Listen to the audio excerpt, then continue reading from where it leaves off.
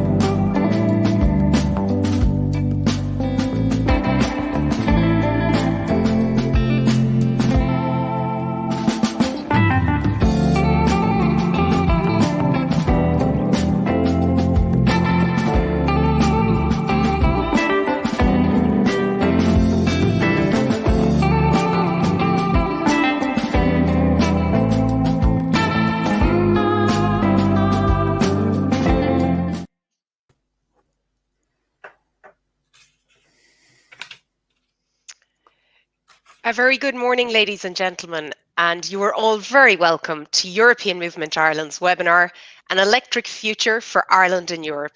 And I'm delighted to be joined this morning in conversation with ESB CEO and Eurelectric President, Pat Doherty. My name is Noelle O'Connell and I'm the CEO of European Movement Ireland, and I'm really looking forward to our conversation today with Pat, which continues our In Conversation series. Good morning, Pat. Good morning, Noelle. Thanks for being with us here today, Pat. And really looking forward to this now. Really am. Fantastic. We've a lot to get through, Pat, and I'm sure we're going to have a great conversation and discussion. And by way of introduction, ladies and gentlemen, Pat, a native of Dublin, he became the CEO of ESB in December 2011. And prior to becoming its CEO, he worked in a number of senior management roles in the company, heading up each of ESB's main business areas as Executive Director of ESB International, Managing Director of ESB Networks, and Executive Director of ESB Power Generation. He holds a primary and master's degree in engineering, both from University College Dublin, and he has also completed the Advanced Management Programme at Harvard Business School. And in 2017, Pat was awarded UCD's College of Engineering and Architecture their Distinguished Graduate Award. And finally, more recently, in December 2020, Pat was named President of Eurelectric, the Federation for the European Electricity Industry, representing as it does more than 3,500 energy companies across more than 32 European countries.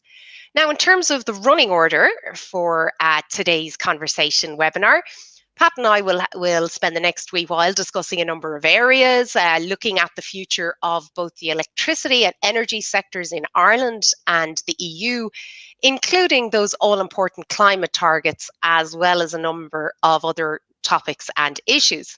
And then following our conversation, we'd be delighted to have you, ladies and gentlemen, our distinguished audience, get in touch with us, drop us any questions you might like me to pose to Pat, and you can email them into us via at events@europeanmovement.ie, or post them on social media, on Twitter tagging in at EM Ireland. And my colleagues are monitoring those virtual platforms, and they will forward the relevant questions onto me. And really looking forward to receiving your comments and questions.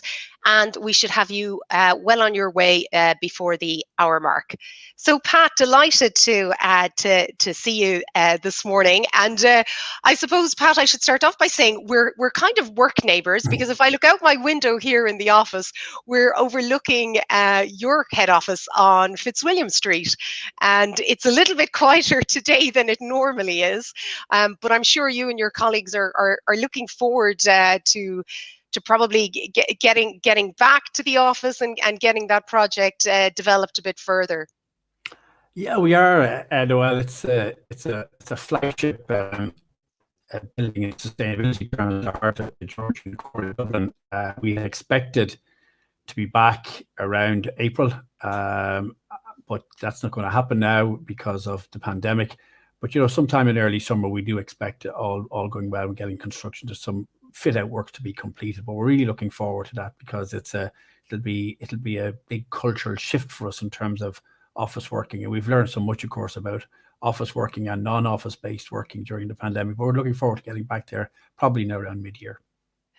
Very good, and I think you've raised a couple of topics there that I'm looking forward to tease out and explore with you. And from my side, it's I can testify it's very quiet. The spar shop has even closed, so there's not a lot of footfall in the area. So certainly we look forward to having you all back. And Pat, I wanted to, I suppose, start off really because, I mean, goodness, I was reading out your CV, and you've certainly got a busy number of portfolios, and you're combining, I guess, your crucial role as the CEO of ESB with also being president of Eurelectric, which, as I mentioned in my opening introduction, that's the Federation for the European Electricity Industry. Maybe you might tell us a little bit about what's your focus in those two positions, and what do you see as your priorities as president of Eurelectric? I suppose in a way the focus in each, both the presidency role and my role as CEO, are broadly similar at a strategic level. Eurelectric, as you said, represents 3,500 companies operating right across Europe. I've been involved with Eurelectric for quite a while. ESB is heavily involved in Eurelectric. We believe in that. We believe in cooperating with our colleagues across Europe. We learn from that. We bring something to the table, and we're all to benefit. We understand then at a policy level and at an advocacy level then what's going on in Europe, and that's very important for Ireland as well. And of course, the big issue is the whole decarbonisation agenda and the role that electricity and energy will play in that. Electricity has been at the heart of societal and economic well-being, not just in Ireland, but across the world for nearly a century now. And the biggest challenge that we all face is climate change. Electricity generation is part of the problem today because we generate using fossil fuels, less so, and increasingly with renewables, but still we're part of the problem. But we can be part of the solution, and that's the big strategic shift that's taking place in the electricity industry. In very simple terms, decarbonise electricity, so clean up electricity and then electrify heat and transport, and you go a long way towards decarbonising the economy. So a really, really exciting time to be involved in the electricity sector. And as I said, a nice collision, if that's the right terms, or a coincidence of agenda, so to speak, between my role as CEO of ESB and my role as president of Eurelectric. Exactly, Pat. And I mean, you touched upon there I suppose the importance and that synchronicity about the electricity sector being central to the eventual delivery of what is the EU's flagship priority in terms of the EU Green Deal. And in terms of that climate crisis that you touched upon there, how do you see electricity as part of the solution? And maybe you might tell us a little bit about what you and your colleagues have been doing in ESB to achieve that goal, I guess, from an Irish perspective, but also bringing that forward into your role with Eurelectric. Yeah. So I suppose if I start at the end of your question there in terms of what we've been doing, so a lot of effort has gone into decarbonising the generation part of the value chain and moving, moving away from fossil fuels. So government has very, very ambitious targets that were set over 10 years ago, that by 2020, 40% of our electricity generated will be from renewables. And that has by and large been met. At the time, it seemed a staggering target. We've done it mainly from onshore wind, but also the government now has ramped up its ambition to have 70% of electricity generated from renewables by 2030. That's a truly, truly stretched target, but again, achievable if we all focus on getting there. And then overlaid on that is Europe, and you say the European Green Deal. So the electricity companies in Europe have signed up for Europe's ambition to reduce carbon emissions by 2030 by 55%. Again, which is a big statement by the electricity sector. But it requires the whole of the electricity sector, not just the generation piece. And the generation piece is the piece that emits that has traditionally, through fossil fuel generation, emitted carbon. But the other parts of the value chain, the networks piece, and the consumer piece, or the customer front end, the supplier, the retail piece of business, all have to come together. So the nature of how electricity is produced and how it's consumed is changing, and will continue to change as technology evolves. So the distribution system in particular, the role of networks, the transmission system or the grid and the distribution grid in terms of connecting renewables is critical to all of this. But increasingly then, as people start to move into their own areas of production like microgeneration or electric vehicles or battery storage, again, the electricity grid becomes a kind of a glue, if you like, that brings all of this together. And the electricity system is moving from being a kind of a static, as in the network, the distribution network in particular, from being static, what we call unidirectional power flowed into consumers' premises. Now it can be very different. You can have customers generating their own electricity and consuming and generating at different times of the day. So the choices that we as consumers make, and in terms of how we heat our homes and the type of cars we drive in the future, if we do drive cars or transport, and the whole electrification of transport and heat with new efficient forms of transport as in electric vehicles or heat pumps in terms of heat, is going to then dramatically alter the whole carbon landscape. And the electricity network in particular has to make all of that happen. So a combination of what we do in generation, what happens on the network side in terms of facilitating all of this, and the network becoming much, much more active.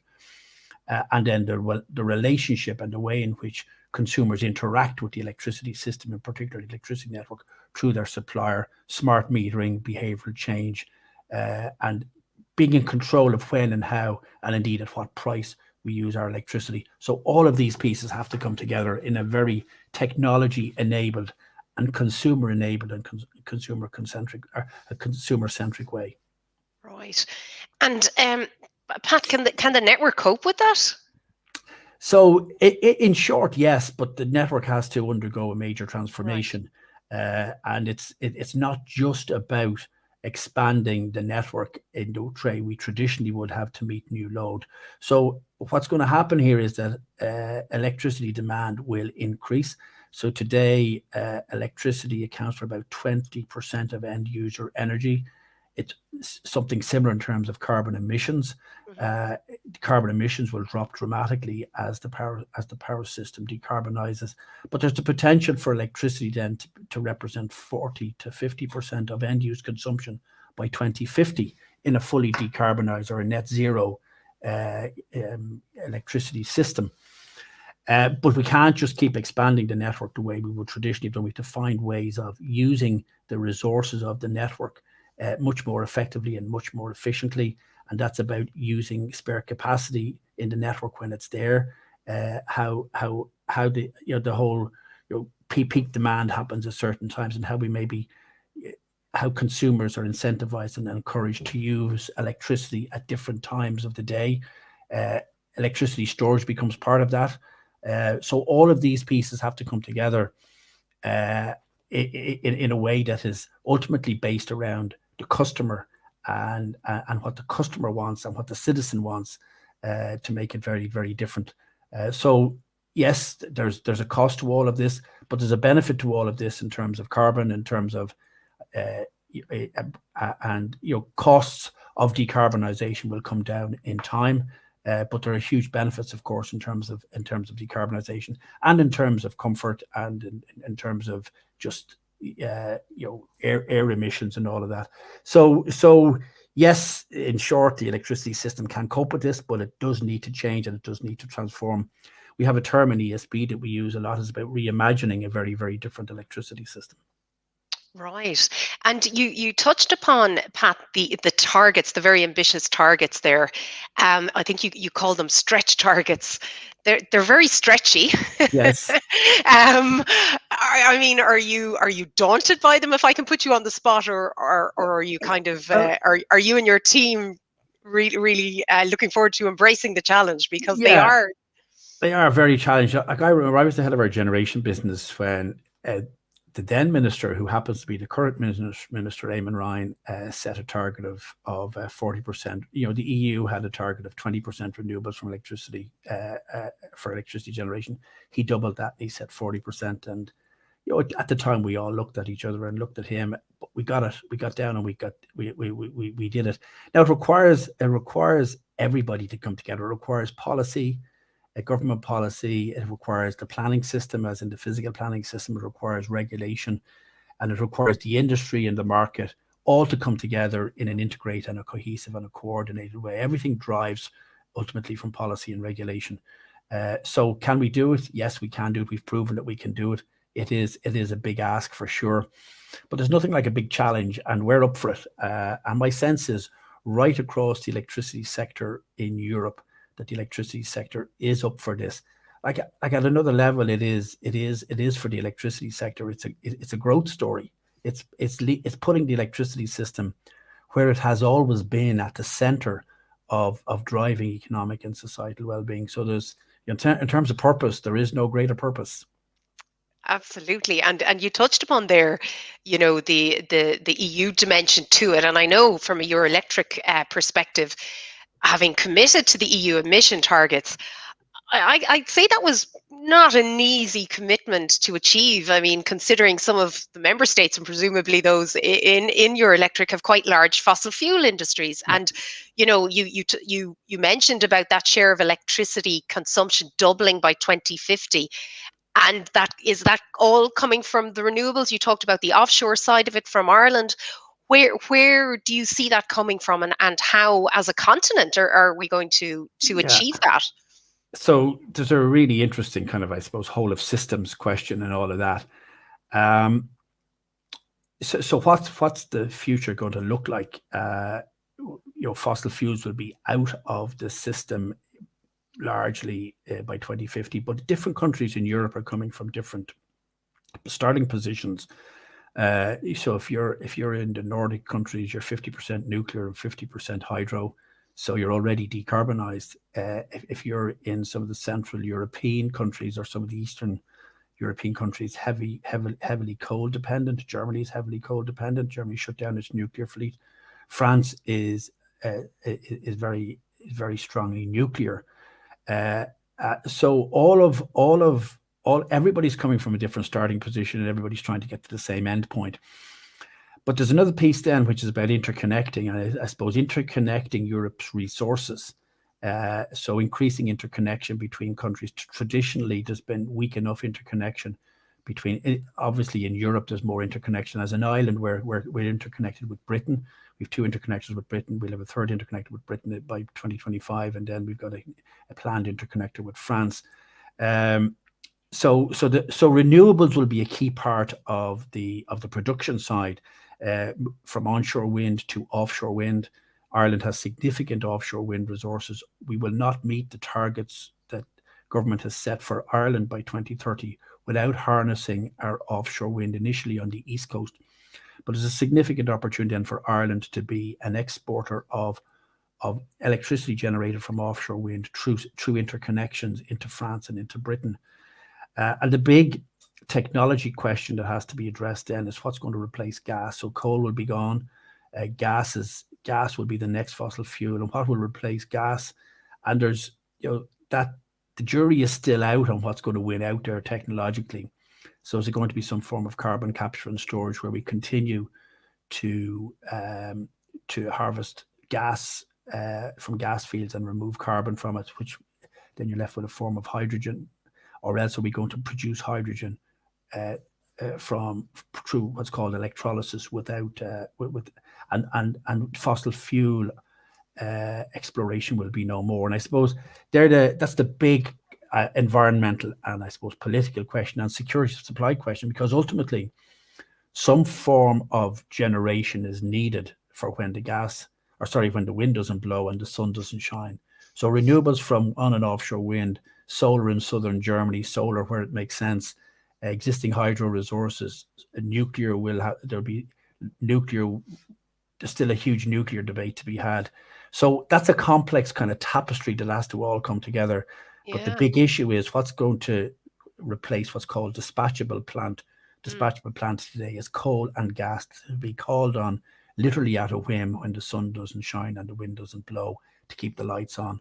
So gas as a transition and then something to replace gas. And that's at the production side. The networks, as I said, becoming much more integrated, much more dynamic, much more flexible. And then the consumer being much more savvy, and the consumer then having a role to play, maybe generating through microgenerating, just maybe storing electricity through battery storage, and then using electricity when price signals would dictate that maybe it's cheaper to use it at certain times than other. So it's a very, very complex, as I say, a system, both market and engineering and political system challenge. Yeah, and you mentioned it there, Pat, about that changing of the consumer behavior and that public engagement. And I know that this is something that yourselves in ESB, you've been quite active on actually, in terms of encouraging active citizens, looking at how we as consumers, as citizens, reduce energy emissions. And I think you're doing some quite innovative and interesting pilot programs. Can you tell us a little bit about that? Because I was fascinated reading it, and I said I must ask him to expand on that a little bit. Yeah. So I like, we all have this idea of putting the consumer, or as Minister Ryan calls it, the citizen center stage. And I think citizen is a better term for this. Because climate change and climate emergency adaptation is a whole of society, requires a whole of society response. So electricity up to now has been, I suppose, a fit and forget. People, it's taken for granted. If we're being truthful, we probably have taken customers for granted as well. People switch on a light switch, the lights come on. So now it's very, very different. We want to engage customers. We want to know what customers. So we're doing a lot of engagement with customers. We're doing, we've got studies with customers through our retail business Eurelectric, and so doing a lot of design thinking about how we can factor that kind of thinking into customer needs in the future. We're doing some interesting work with our networks business. So we have a project in Dingle. So Dingle is an interesting place in that during the summer has a massive load because of the influx of tourists, and then the winter its load falls away. So how do you accommodate increased demand and load on the networks in the peak period, having massive investment in networks? So we have a number of projects. We've kind of energy advocates in the community. People apply to be energy advocates. People are driving electric vehicles and the nature of their how they charge their car and its impact on the network.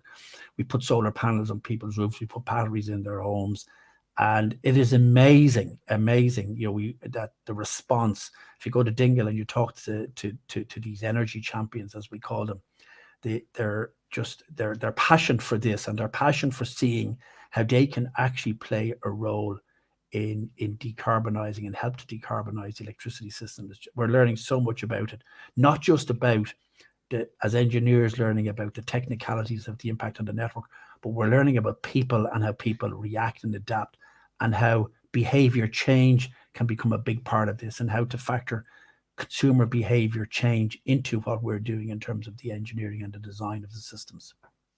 Well, you mentioned going to Dingle, Pat, and as soon as we're out of the 5 kilometre range, I think Dingle would be on the short list for many of us, for heading there. But interesting, actually, Pat, you talked about there about that consumer and that citizen change. And And obviously, as we are doing this virtually online, right? ESB has always been a really supportive public actor, public citizen, because I remember we actually did, you very kindly hosted a conference that we did during the times of the, God, back in the day now, but the Brexit referendum in 2016. And obviously now we're all working remotely, virtually. So the COVID pandemic must have totally changed how we consume electricity right across here in Ireland and across Europe.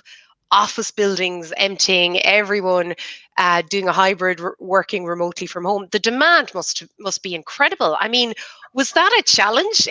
Because you and your team, you guys kind of have to keep the lights on for all of us. Yeah, I suppose the challenge, and we're nearly a year. I've been looking out this window here in this room since the 12th or 14th of March last year. I think you've been out of it about 4 to 5 times. But it's amazing what we can do. You know, we saw the pandemic coming. We triggered our pandemic response, and then we triggered our crisis planning response. I appointed one of my executive directors as overall lead for the whole company, and we responded. We had a lot of business continuity plans already in place. So we just triggered all of those. But overnight, literally, we moved over 4,000 people to home working. Of our 7,000 employees, then we've got people who are in Northern Ireland and in Ireland, in our networks businesses in both jurisdictions. They have to continue to work, and our power stations have to continue to work to keep the lights on. So, critical frontline people and essential frontline people in power stations were kept in the stations. We had to reconfigure the way in which they worked, the way in which shift working, to avoid kind of cross infection between shifts. Likewise, our people who drive our vans and our networks businesses are out working, interacting with communities. The overriding principle we set up was to maintain the health, safety and well-being of all of our people, of our customers and our contractors, while at this, obviously keeping the lights on. And that was our core purpose, if you like. But after a while we got used to this, and then we started to kind of, and this is the thing that I'm really, really proud of, that we've just at the beginning you think maybe what we need to do is hang on by our fingernails here, not knowing what was in front of us, but we've gone way, way, way beyond that. We're building on our strategy. We're all of those things we spoke about in terms of that are the strategic heart of the company. We're continuing to grow our pipeline of renewables. We're continuing and while at the same time, of course, customers, we have to acknowledge that customers are in difficult circumstances. People, what has happened, demand, like in the first 2 months of lockdown last year, demand fell by about 15%, which is staggering now. It's absolutely staggering. Yeah. In the last economic recession, demand fell by about 10% in between 2009 and 2011, but stayed down. That was the difference. But the demand rebounded when the economy opened, when construction opened. But the SME sector, particularly retail, the hospitality sector is literally on its knees. So demand has fallen completely there, but demand is up in households, of course, because we're all working from home. So demand is demand in the large electricity user sector is up slightly. So at this stage, it's hard to tell because what's really happening demand until it happens in the SME sector.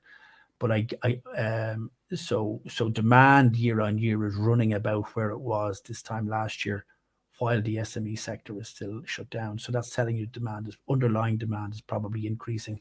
Now there's other factors to go into that, such as if it's a cold winter or that. But so that's what's happening, demand. And as I said, with the decarbonisation of electricity, and then as we electrify heat and transport, retrofit, of course, is another area that the government is really interested in. We will see demand rising, of course, into the future.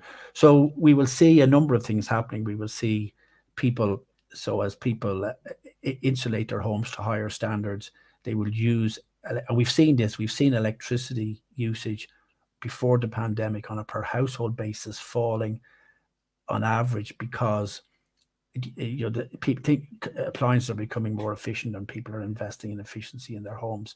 So we will see your home will require less electricity to heat. Plus, of course, if you're using a heat pump in the future, it's a much more efficient form of energy. But then as electricity starts to take over from other areas for heating and transport, then we will see demand rising. So demand will in the round rise, but while at the same time, how the cars we drive, our heating our homes and buildings and all of that will become much more efficient.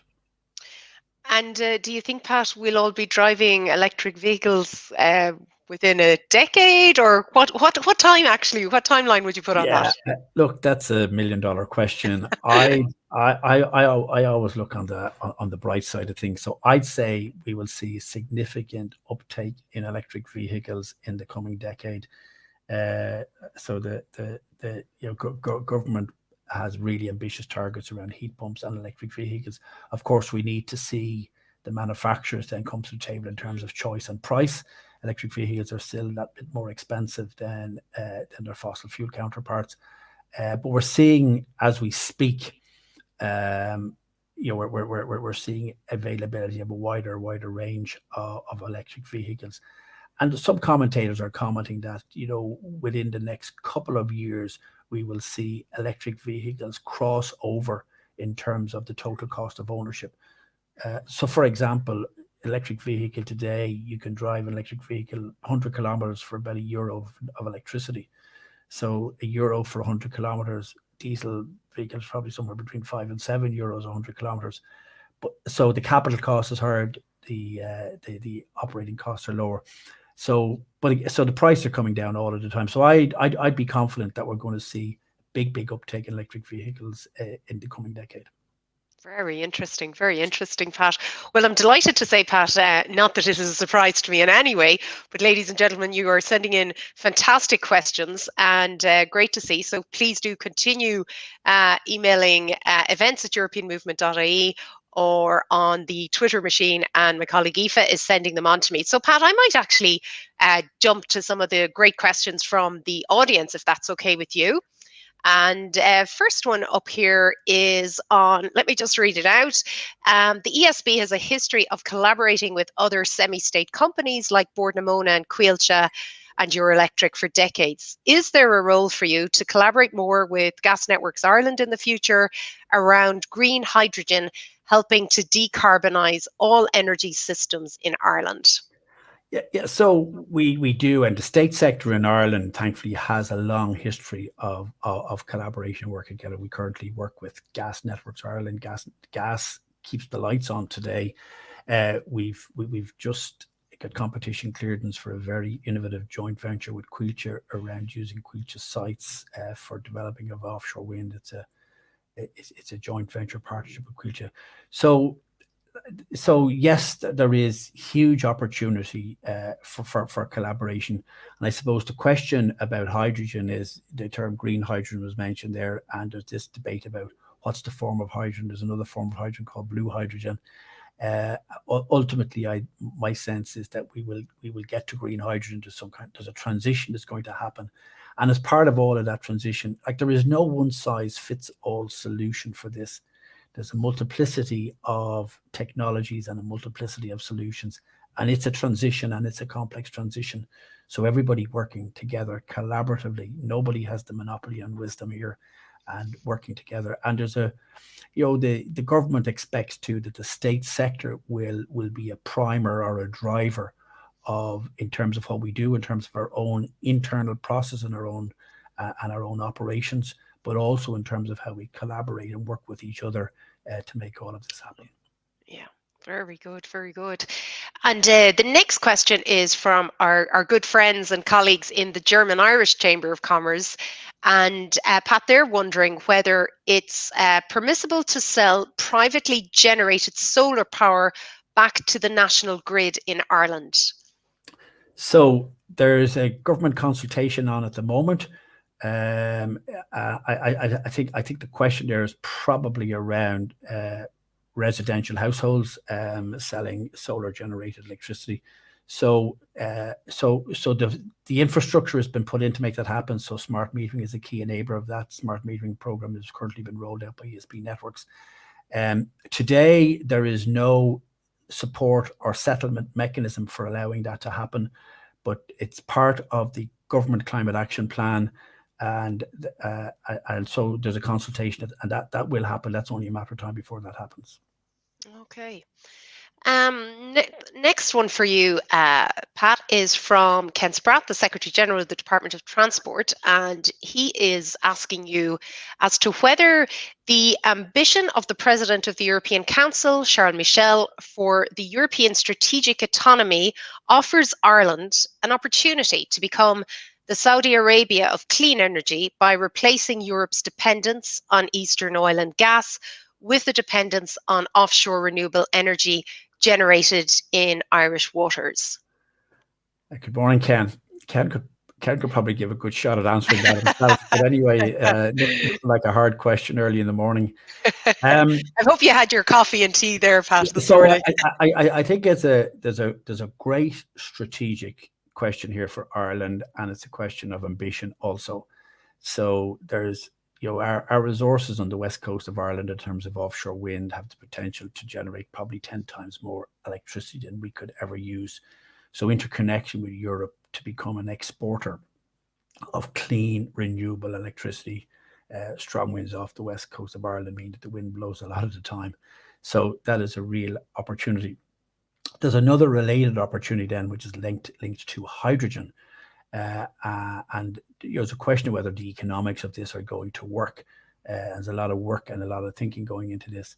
So using abundant and cheap or relatively cheap offshore wind to produce hydrogen from water through electrolysis, and hydrogen then becomes a fuel which is transportable and can be stored, and then hydrogen becomes, I suppose, the premium fuel to generate electricity to top up for when the sun mightn't shine or the sun or the wind doesn't blow, but also for those what are called hard to reach parts of the economy, such as heavy industry, which currently uses oil and gas for energy and may not lend themselves to being electrified. Hydrogen could become a fuel.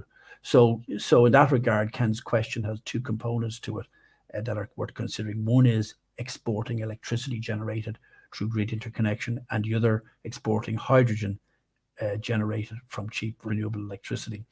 So yes, and on that base, then Ireland could become, as Ken calls it, the Saudi Arabia of Western Europe. And for shipping hydrogen, there you need a shipping network. We have deep water port facilities around the coast of Ireland as well. So there is big opportunity here, and I think the big strategic question here is: have we got an ambition? Yeah. And then have we got the wherewithal? And it does that. Like, is it a credible business and commercial and even political proposition? Okay, and Pat, I might have to revise our end time because the questions are coming in for you thick and fast, which is fantastic. So I'm going to give you the next two are from Owen Holland, who's the head of news with Flirt FM in lovely Galway. And Owen is asking you as to whether the demands of Ireland using electric cars, what would the demands of all Ireland using electric cars be serviceable, or is there a need to reduce the national fleet to meet targets?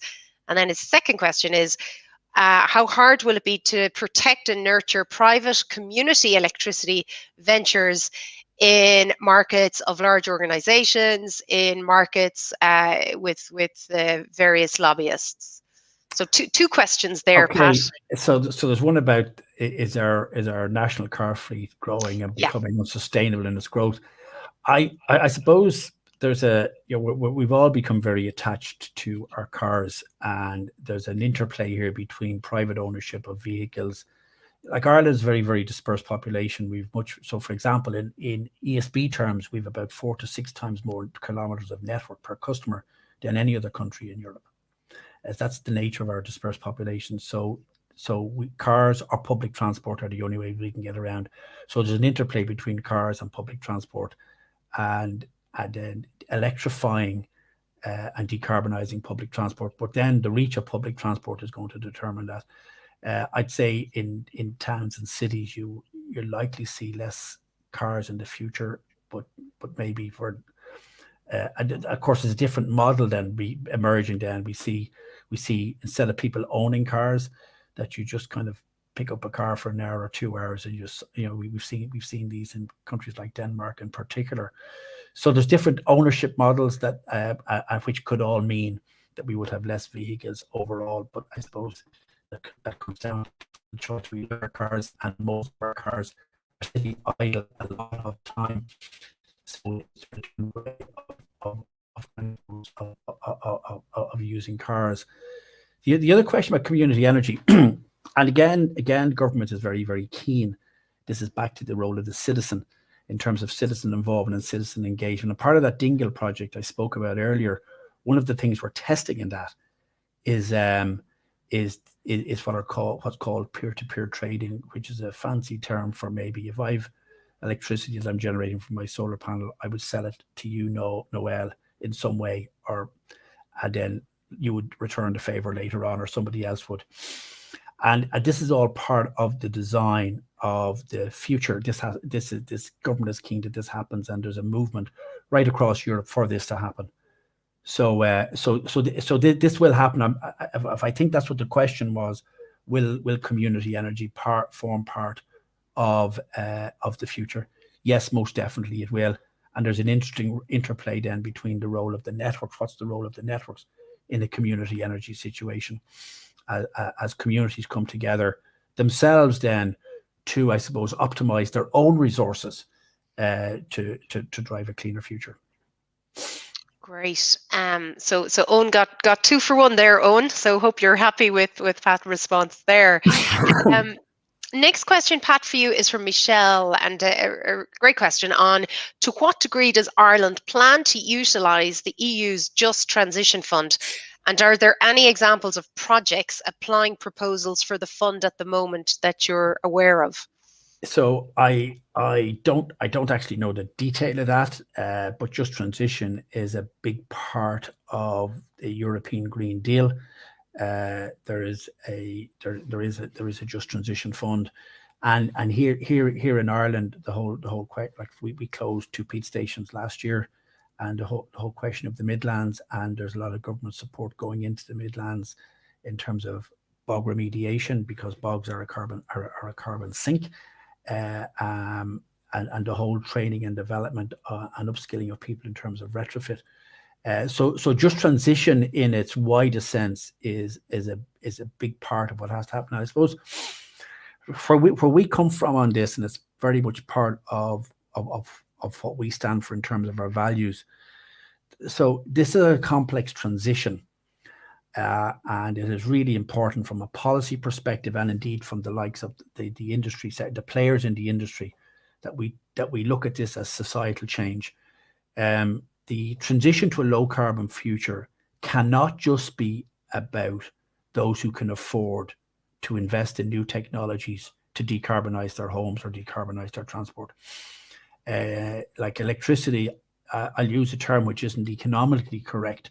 It doesn't. It's a social good in a broad sense. That wouldn't qualify as that to the pure economists.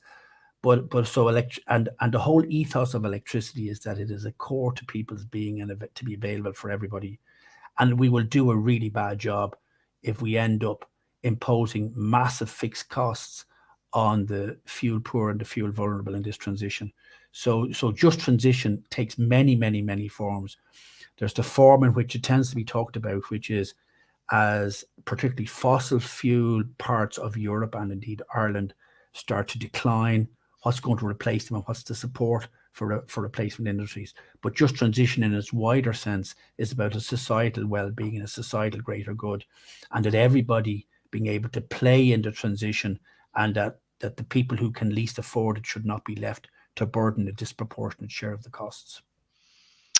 Yeah, really good points, Pat, and I think sentiments that we would all agree with. And following on from that, on a similar vein, question in here from Shane. In terms of and I think you touched upon it earlier in your remarks about the exploration in Irish waters for oil and gas reserves, in terms of the Irish government policy to banning future exploration. Is that somewhat putting the cart before the horse when we are still reliant on oil and gas and continue to transport these resources from the other side of the world, leaving a massive carbon footprint for their transportation? Does it not make more sense to source locally until we have enough renewables, whilst also reaping the economic benefits of reduced imports and improving our energy security? There's nothing like an easy question. I really feel we're well.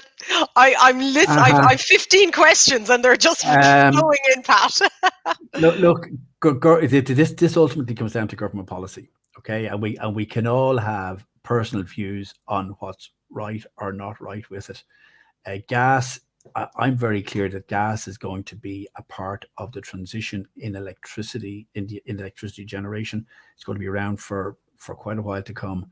And similarly, then oil is going to be around in transport, particularly. So this is about a transition, but like ultimately governments decide these things, you know, and it is extremely complex.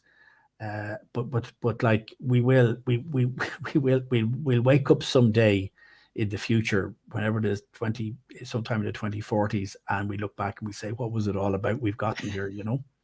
Absolutely. So. No, and I'm a bit worried about asking this. I feel like it's a little bit like the Leaving Cert question, but a question has come in. By how much does Pat know has the average household demand increased due to the pandemic? Oh, gosh, I don't know. I don't know the answer to that. Sorry, I probably should know. Not at all. But presumably, Pat, it probably for all of us, it's probably significantly increased.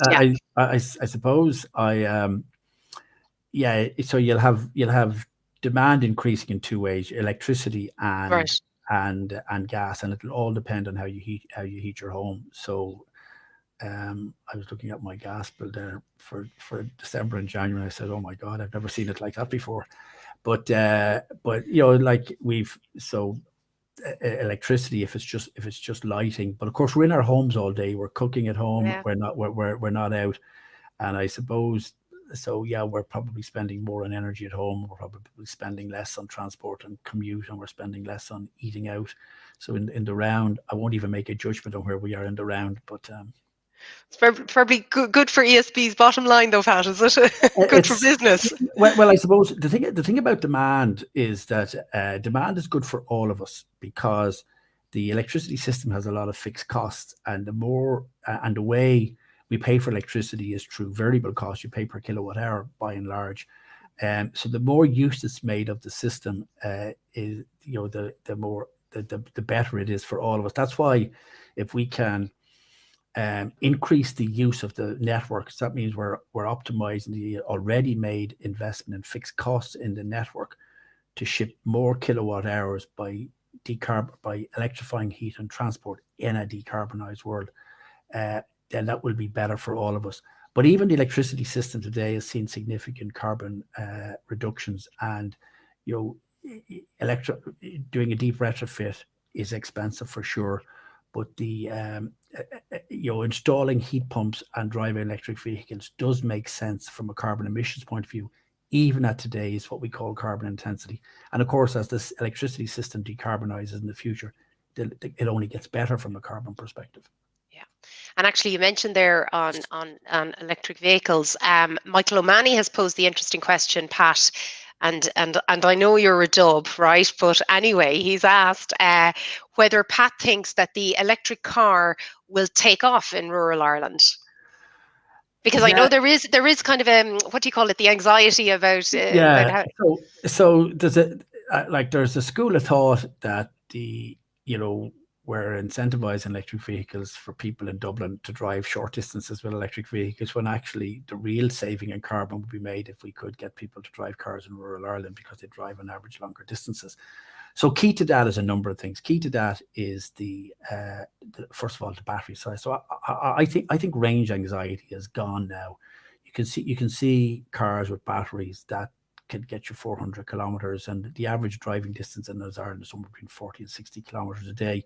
But that still isn't good enough, because there's always going to be the time when you need to jump into your car, literally on the spur, and drive a couple of hundred kilometers, and you want to be able to get there. So the charging infrastructure becomes important. There's a public charging infrastructure, and obviously charging at home. We reckon that probably 80% of charging by electric vehicle owners will be at home on cheap night rate electricity. Now, if you live in an apartment, that's a little bit more complex, and there's still some thinking to be done around that. But the availability of high capacity fast charging. So we're rolling out our electric vehicle, our e-cars business is rolling out fast chargers that are capable, 150 kilowatt chargers, which are very, very, very fast. And so, but you'll get a significant charge, and the time it'll take you to have a cup of coffee, maybe 15, 20, 25 minutes. So increasing the reach of the chargers, the batteries getting better range, which we're almost at now, and I think they will take off. Like we see there's an electric vehicle owners group in Ireland, and you see from their own blogs and that there's a significant ownership of electric vehicles in rural Ireland, and it works. So I think it will happen. It's only a matter of time. We don't need to be able to drive 700 kilometers on a single charge. Anyway, you'd have a massive battery, you'd be lugging around the weight, it wouldn't make sense. So I think we're almost at the sweet spot in terms of the battery capacity in vehicles, and we just need to ramp up now the fast charging infrastructure to make intercity and interurban transport a much better experience. Absolutely. And so say all of us exiled Cork people as well on that one. Pat, another question here, actually, and I think it was something that we touched upon in terms of stretch targets. When can Ireland get to a net zero carbon state of electrification? Because the earliest date of 2050, this questioner feels, is likely to be too late for meaningful climate mitigation. Yeah. So look, the target that Ireland has signed up to as part of it's signed up to the EU net zero by 2050, and I'd say that is stretch. They're like around the Eurelectric table, we talk about the electricity industry maybe getting there sometime between early to mid 40s, because then it becomes the enabler for everything else. So like, as I said, this is a big transition. There's a cost to this transition, and there's a cost also in not transitioning, as we've seen in America now, in Texas and all of that, with massive blackouts because of extreme weather events. So there's a cost on both sides of this. There's a cost of doing it, and there's a big cost in not doing it. There's a big societal cost in not doing it, and it's about getting that balance right. No, absolutely, Pat. And if I can, I suppose, take the chair's prerogative here and ask a question from my own perspective. Can I ask you, Pat, and it hasn't come up in any of the questions yet, but just in terms of the B word for us on Brexit, what has been the impact for you, for ESB, and for Eurelectric, actually, in terms of the impact of Brexit, the TCA on the electricity and energy sectors? Because we've been working on it and living with it for 4.5 years, and I'm sure in terms of energy supply as well, and that connectivity, the all-island dimension, east-west. So the impact of Brexit on the energy system, and indeed on ESB, has been limited. I think the big, for me, and again, back to my Eurelectric role, we're going to miss the United Kingdom around the European table. United Kingdom was very strongly committed to zero carbon, but also committed to doing that through market. The UK is a very market-focused enterprise culture, and that, of course, the UK was always a great supporter of Ireland and Europe as well. So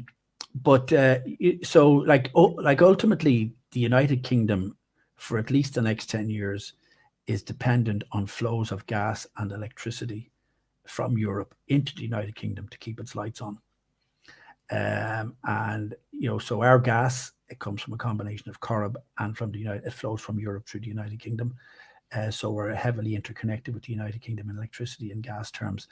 There are agreements in place. There are cooperation agreements in place, which we believe will stand the test. So we don't fear that from a secure supply point of view. Right. And of course, the fact that Europe is heavily dependent on imports from, Britain is heavily dependent on imports from Europe, I suppose, keeps us all in good stead. So again, we've got investments in Britain and Northern Ireland.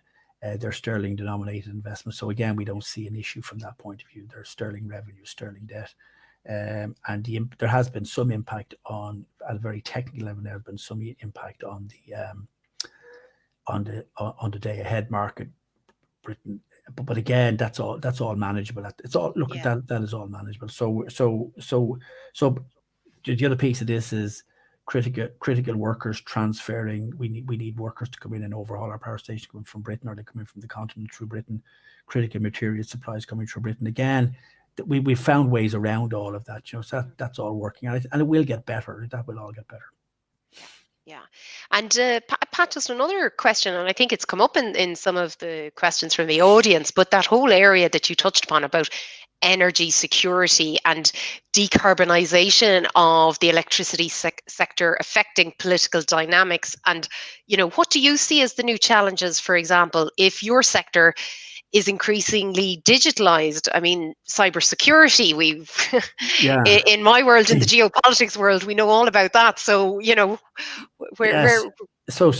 cyber, when we talk about kind of decarbonisation, we talk about digital, we talk about the democratization of the customer. These are all the D words, and then kind of in the middle of that then is digital and cybersecurity. So cybersecurity is becoming another big issue.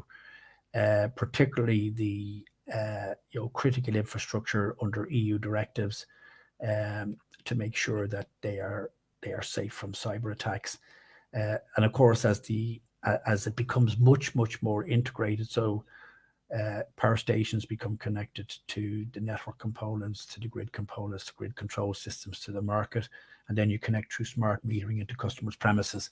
So our philosophy in all of this is we adopt what's called a security by design concept or principles. So the security is designed in right from the very start. But that doesn't mean that cyber doesn't find its way into your system. And you have to be ready then for it. So all of the best practice now is about how you recover from a cyber attack. Touch wood, we haven't had one of these yet. But again, it is critically important with the increasing nature of interconnection, and digital is, if you like, the vehicle that makes all of this work. You want customers to participate and engage with the system in the future. That's done through digital. The system has to be increasingly flexible and adaptable. That's digital control systems, things. And all of these things then increase the risk around cyber. So cyber then has to become a fundamental building block and a fundamental part of your design thinking. Right.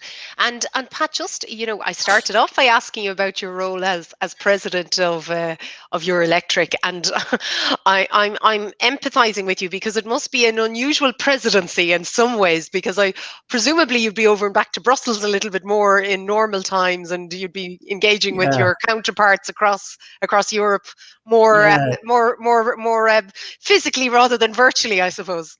Yeah, I suppose the fact that I don't miss the flights, I don't miss the airports, I don't miss Dublin Airport. I definitely don't miss the last flight out of Brussels on the Thursday night. I definitely don't miss that. And so I would have been over back to Brussels on a regular basis. It's amazing what you can do virtually when you have to do it. You now question, Julie Mac, were all those flights really necessary and all? But the fact too that I know I have a good network. This might be much more difficult. Like anybody taking on a new job, I don't envy anybody taking on a new job in this pandemic situation, because work is all about networking. Everything we do is about our network. And so I know people, and I've gotten to know new people working like this as well. So, I suppose the big question when this is all over, we have this phrase in ESB that we're going back, but we're not going backwards. So we're definitely not going back to what we left, and I won't be going back to all the flights that I used to do. We'll go back to something different, like virtual and flexible working and remote working is going to become a big part of how we have of the future. Like we talk about living through a real live experiment that is virtual working. Our views on virtual working have changed many times in the last 6 or 8 months based on experience, and they will continue to change. We've made a decision now that we're going to offer virtual working as a key part of how we will work into the future. And we're trying to see what that means, not just for office staff, how we can extend the whole idea of flexible and virtual working using technology for people who don't work in offices also. So what that means for offices in the future and how we work in the future, back to that very first question you asked me, we're already looking at how we will configure our offices in the context of virtual working. People working maybe largely away from the office and coming to work into. We do believe that people should meet face to face from time to time. Collaboration requires that, and building networks and building deep connections to an organization and within an organization, which is the lifeblood of an organization, requires people to be face to face. Absolutely. And Pat, my last question to you is one, wearing your 2 hats, would you say, and you've outlined the huge challenges and opportunities, but would you say you are both optimistic and ambitious as CEO of ESB and as President of Eurelectric for the future ahead? Because you touched upon, we are living through really, and I'm sorry to say that, use the word, but unprecedented times, and where do you now, taking stock and looking a little bit backwards, if I may, but projecting forward, are you optimistic and ambitious for wearing your 2 hats in the future? I think at a number of levels, I would say yes to that. I'm optimistic by nature, and I like change. You're in the right role, so Pat. I think what we have done as a society since March is truly staggering. Now, that is, we should not take for granted. I am one of the lucky number who have a job and I have stimulating work. There are large sectors, hundreds of thousands of people that are living in fear economically for when this is all over, and are struggling now at many levels. Health and well-being is suffering. Work and home collides. Home is a busy place for a lot of people with young families. So, but we've done something staggering. I'm particularly proud of my own people in terms of how we have stood up. Like, we talk about purpose in the company, and everybody in the company is living out that purpose, that deep connection with society and with communities, all because of that product that we make and sell, electricity.